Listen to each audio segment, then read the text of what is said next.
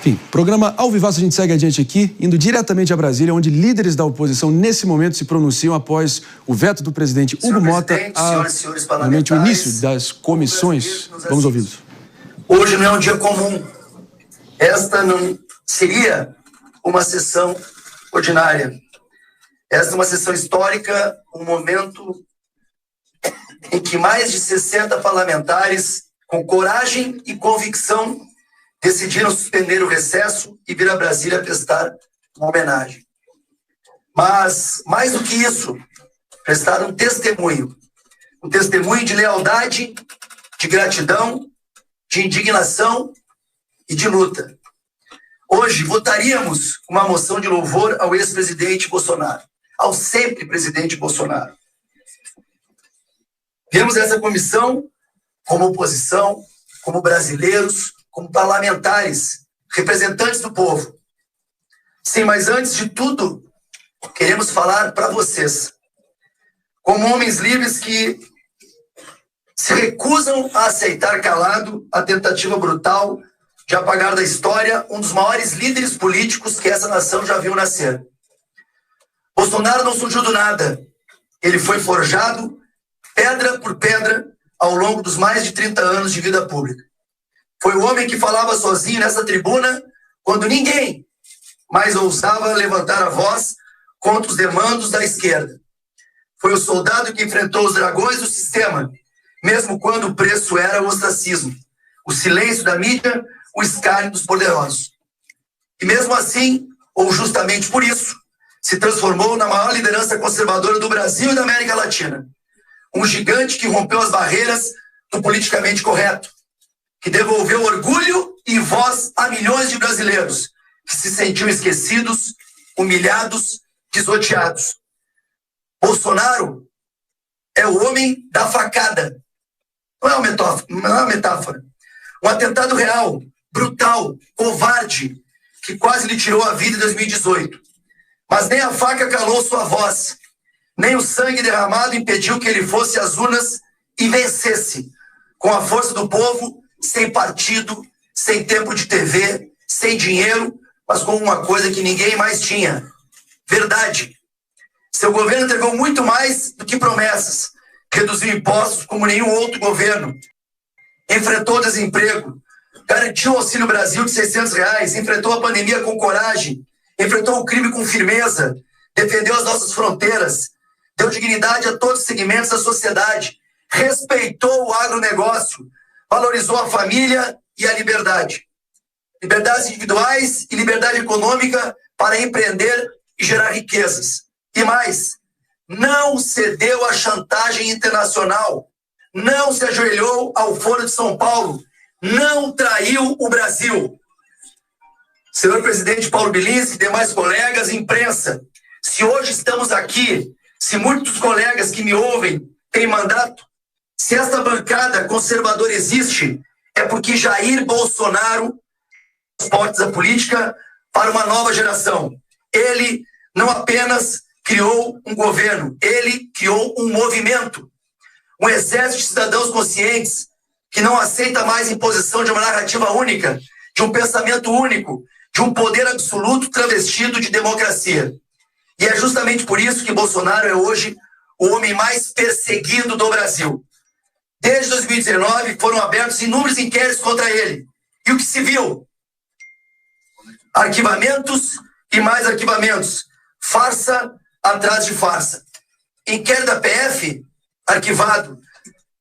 Caso da Covaxin, arquivado. Cartão de vacina, arquivado. Jet ski baleia? Sim. Até para se aproximar de uma baleia tentaram criminalizá-lo. E deu em quê? Em nada. Mesmo sem provas, o sistema o quer fora da vida pública. E não basta atacá-lo juridicamente. Querem censurar sua imagem, sua voz, sua história. Hoje, Bolsonaro não pode sequer usar suas redes sociais.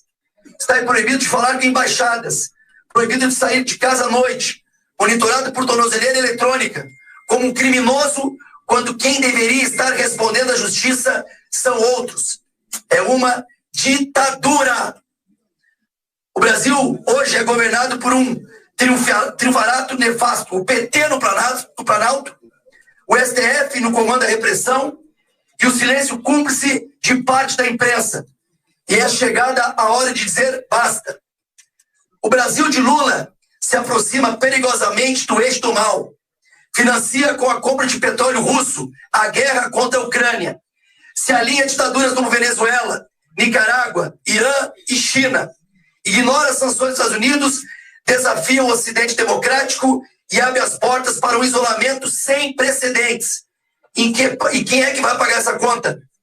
O povo brasileiro. As sanções comerciais já começaram. O prejuízo econômico é certo. A perda de credibilidade internacional é evidente. E o responsável por isso não é Jair Bolsonaro. O principal culpado se chama a nanica diplomacia do governo Lula. Enquanto isso, o presidente que foi legitimamente eleito em 2018, que tem o apoio de mais de 60 milhões de brasileiros, que caminha pelas ruas ovacionado, é tratado como criminoso. Isso não é justiça, isso é perseguição, isso é vingança, isso é medo.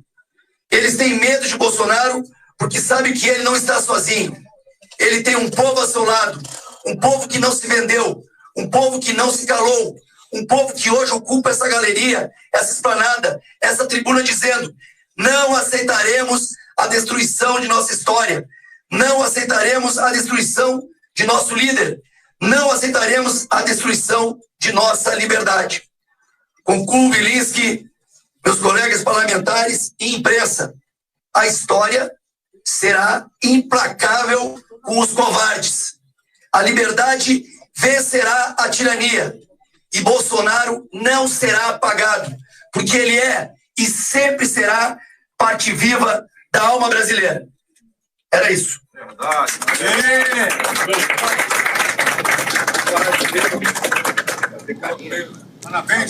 Imagens fornecidas diretamente das redes sociais do Tenente Coronel Zuco, deputado federal do PL gaúcho.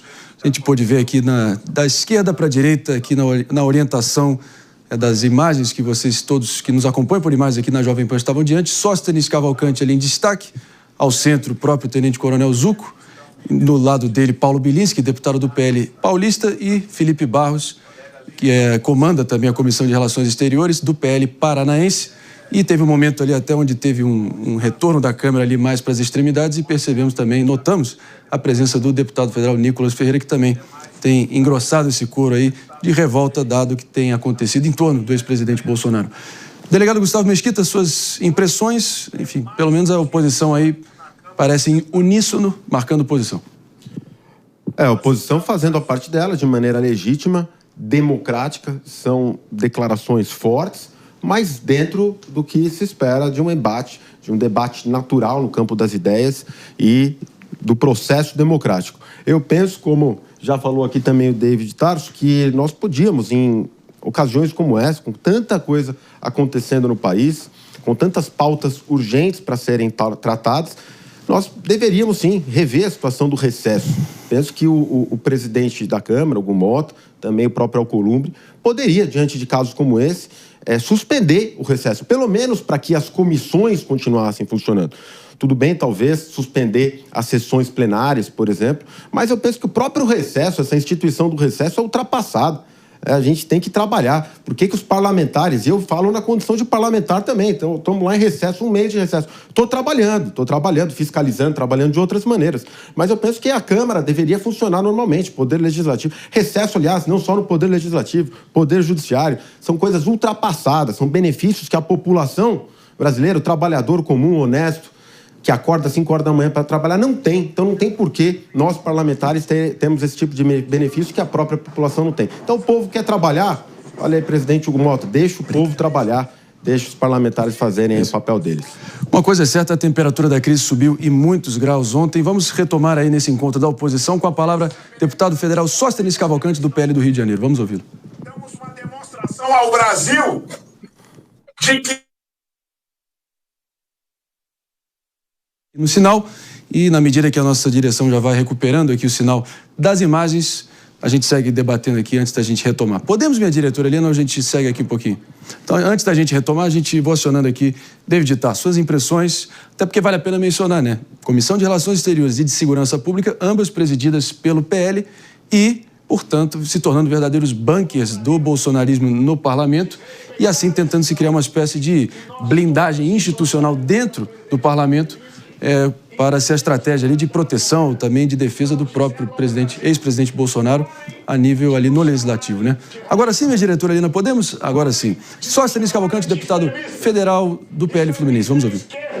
Que anda de braços dados com governos ditatoriais, autoritários e ainda totalitários e ainda apoia terroristas, financia guerras, só faz vergonha ao Brasil. E pior, não tem a mínima capacidade de dialogar com os diferentes. Porque se tivessem, já tinham dialogado com o presidente Trump e resolvido o problema tarifário que querem também colocar na nossa conta.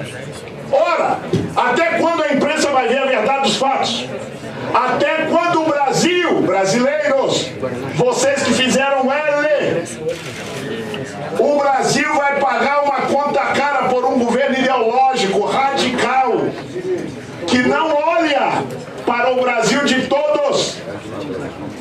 Uma vez que alguém ganha ao executivo, ele tem que governar para todo mundo. Nós temos um governo que só está governando para o seu gueto político. Seu radicalismo não permite conversar com quem é diferente. Por isso que o descondenado Lula não conversa com Donald Trump.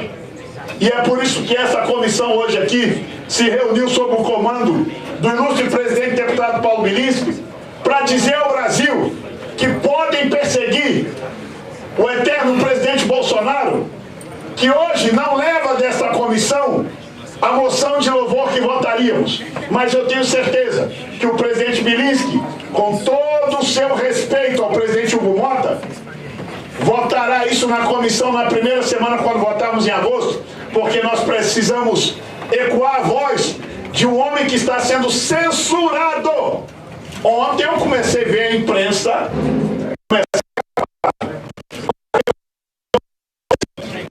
Vocês têm atribuições constitucionais. E ontem, todas as atribuições constitucionais que vocês desejariam, que era uma entrevista de um ex-presidente da República, vocês não conseguiram. Sabe por quê? Censurado. Porque foram censurados vocês também na imprensa. Não somos só os deputados censurados, não. Chegou começando pela caneta do ministro Alexandre de Moraes.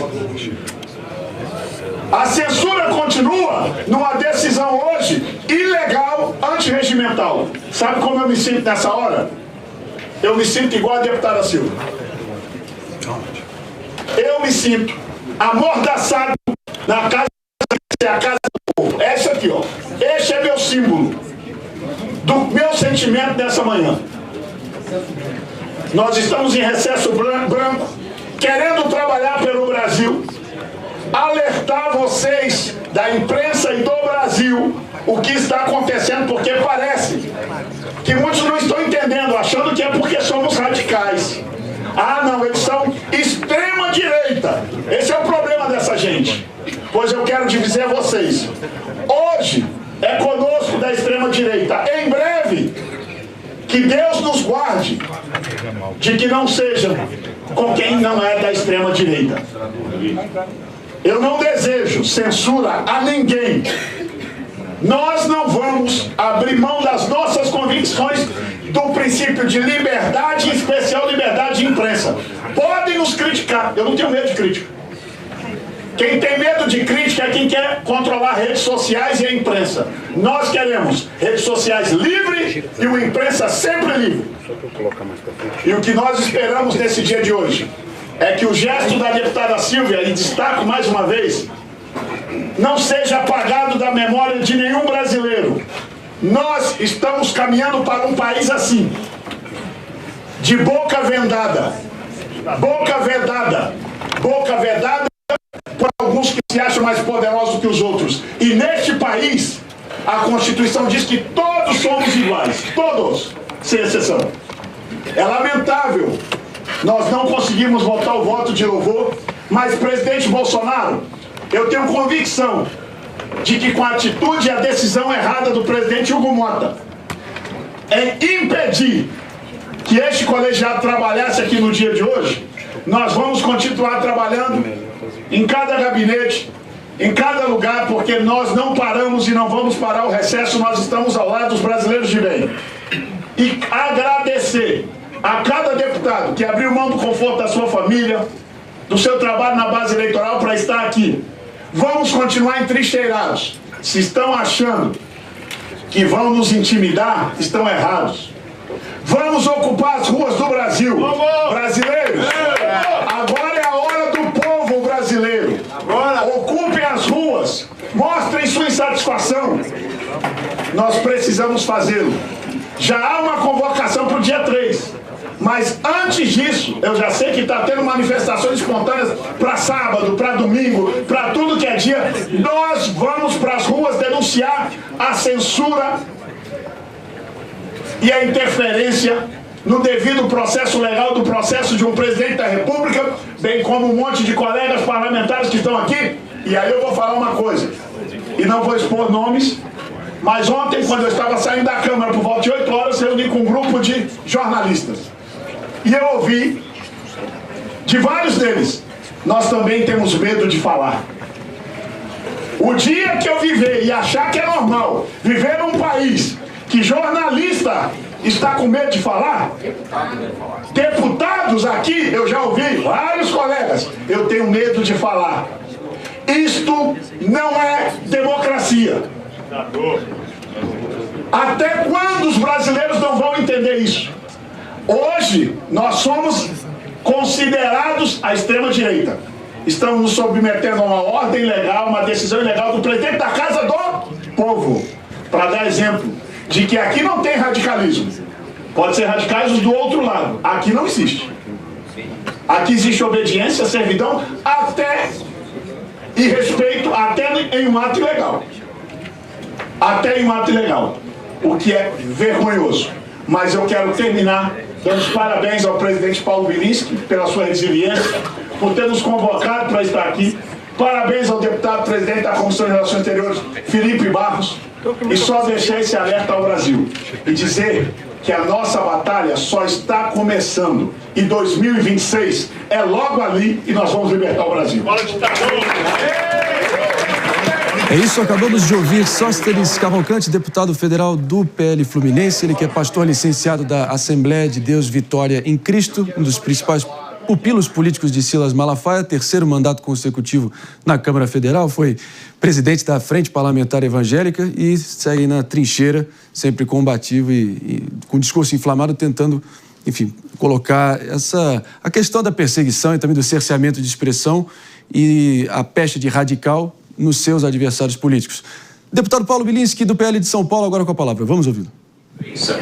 Todos nós temos 100% de certeza da inocência do senhor.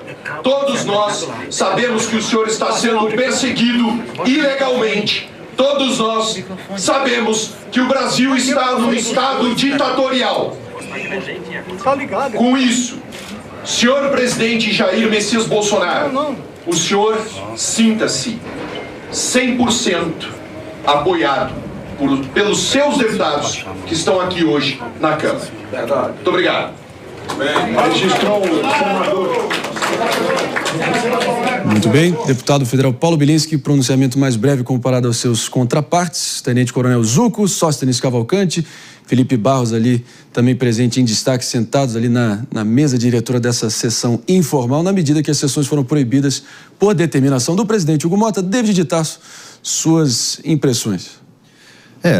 Inclusive o Hugo Mota, segundo a informação, a apuração do Bruno Pinheiro de Brasília, teria ligado para o presidente da comissão, comunicado sobre esse pedido de que ele realmente faria esse documento impedindo que as comissões pudessem atuar, e por isso houve essa reação. E agora também pode desencadear em outras reações. Estou até tentando apurar aqui, mas como todos estão envolvidos ali nesse momento, né, em relação às comissões e a esse pronunciamento de que vão continuar com os trabalhos, provavelmente a gente no tempo real vai ter mais apurações sobre o que eles pretendem fazer nessas comissões e quais são as articulações. Mas pode desencadear, sim, projetos até contra pessoas do STF, né? Talvez o cálculo seja justamente, né, Mano Ferreira, utilizar o parlamento como esse bunker de proteção e blindagem numa eventual, diria até provável, prisão do ex-presidente Bolsonaro. E claro que até o arranca-rabo que aconteceu ontem nos bastidores da Câmara já foi um prenúncio ou um presságio do que a gente estava prestes a ver e veremos na sequência de toda essa tensão, né? Sem dúvida, Marinho. Eu diria que a principal frase do discurso do deputado Sóstenes foi a última. 2026 é logo ali. Ou seja, estamos assistindo a uma performance de pré-campanha eleitoral desses deputados. Assim como em 2018 a esquerda brasileira fez uma campanha em modo Lula livre, o que a gente assiste agora é a direita brasileira preparando a sua campanha eleitoral em modo Bolsonaro livre. A gente vê com muita curiosidade como os fenômenos de incorporação, de sofisticação ou de consolidação, de cristalização dos grupos políticos no Brasil acabam muitas vezes simulando formas muito parecidas, o que eu acho que revela muito sobre o momento extremamente polarizado que nós vivemos no país, quando os grupos políticos usam esse tipo de situação, de problemas judiciais de seus líderes como ferramentas para a união dos seus campos políticos e para a consolidação de suas plataformas eleitorais. Delegado Gustavo Mesquita, 2026 já começou? Começou ou não, é preciso lembrar também, mano, que não é só desse lado. De um lado, é normal que a gente veja aí políticos fazendo política com reflexos eleitoreiros, que claro, em certa medida pode ser até aceitável. Agora, isso está sendo utilizado, na minha opinião, de maneira muito mais incisiva pelo próprio presidente Lula, que estava com a sua popularidade na lama e agora, diante da guerra comercial Brasil e Estados Unidos, está surfando nessa guerra para colher dividendos eleitorais. Redescobriu o nacionalismo, redescobriu a bandeira brasileira, né? E agora prega tudo isso porque está percebendo que esse caos que tanto mal faz para o povo brasileiro, está melhorando a sua popularidade. Então, a meu ver, isso está sendo utilizado muito mais eleitoralmente pelo presidente Lula, visando a sua reeleição, do que por outras alas do espectro político. E no mais, eu penso que esse debate, sim, tirando a questão eleitoreira do lado, esse debate sobre a violação das liberdades individuais, sobre violações à liberdade de expressão, censura prévia, cerceamento das opiniões, é sim muito importante. A gente tem sim que tratar da guerra comercial e todo o reflexo que isso tem na exportação, no povo, no consumidor, na empresa, sim. Mas, de outro lado, a gente está assistindo um debate que é importante. Tudo isso reacendeu o debate sobre até onde vai e até onde está sendo limitada a verdadeira liberdade de expressão aqui no país. Até onde o STF estava extrapolando as suas funções em relação às atribuições condicionais, às suas atribuições constitucionais, invadindo atribuições de outros poderes. Até onde o STF está literalmente atentando contra liberdades individuais e contra o próprio Estado democrático, contra a Constituição Federal. Até onde vai a nossa soberania? Será que uma soberania baseada na violação insistente de liberdades individuais, do Estado de Direito, também não pode ser questionada? Soberanias como do Irã, soberanias como do regime ditatorial na Coreia do Norte, dentre tantas outras, que viola liberdades individuais, persegue mulheres, persegue comunidade LGBT. Acho que vale a pena a gente contextualizar aqui também o movimento recente do presidente Lula, que teve na cúpula, que esse é o nome que foi dado à cúpula de Em Defesa da Democracia, perfilado ali junto ao presidente uruguaio, presidente anfitrião chileno Gabriel Boric, enfrentando uma reprovação de 70%. O próprio primeiro-ministro espanhol Pedro Sánchez também se fez presente.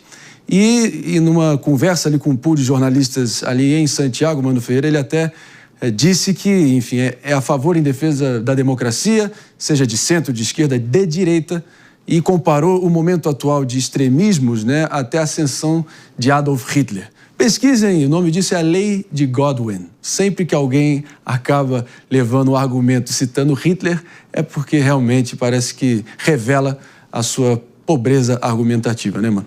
E o problema das trajetórias políticas das pessoas é que elas formam uma história, né? Quando a gente olha para a história do presidente Lula e do seu grupo político, o Partido dos Trabalhadores, eles já acusaram de nazismo o atual vice-presidente da República, Geraldo Alckmin.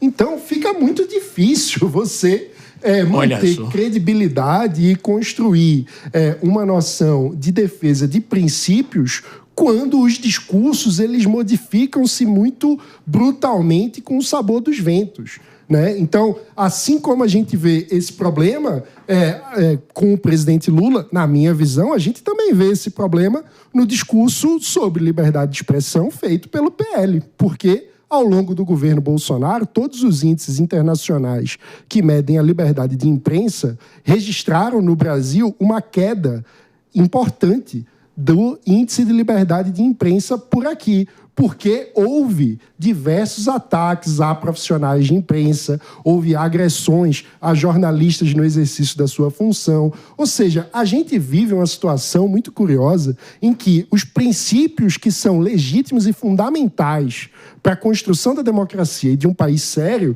eles acabam sendo usados de modo oportunista, quando convém para o próprio grupo político. Mas o verdadeiro compromisso com os princípios liberais, com os princípios democráticos, ele é posto à prova quando se trata de uma situação em que os opositores precisam daqueles princípios. Então, ninguém vê se defender a liberdade de expressão do campo opositor quando ela está sendo violada. E isso é o que deve preocupar a sociedade civil brasileira, que precisa ser capaz de olhar para aquilo que constitui o país para além das brigas políticas e da polarização.